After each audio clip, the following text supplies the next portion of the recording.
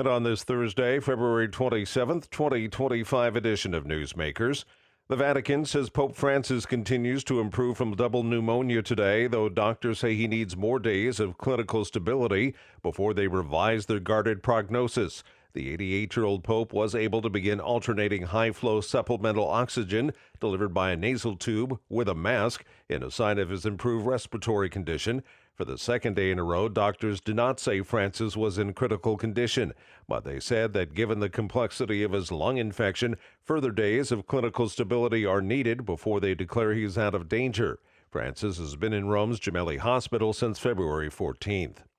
The military services have 30 days to figure out how they will seek out and identify transgender service members to remove them from the force.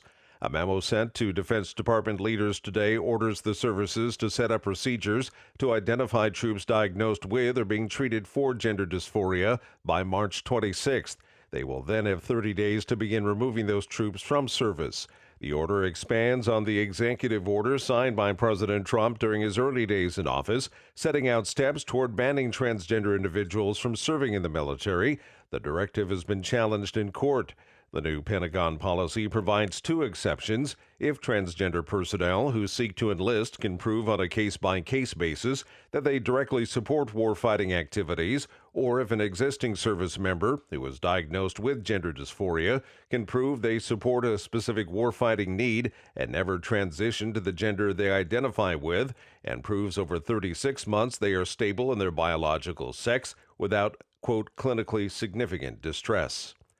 The Education Department launched an NDEI portal today, describing it as a platform to submit reports of discrimination based on race or sex in publicly funded K-12 schools.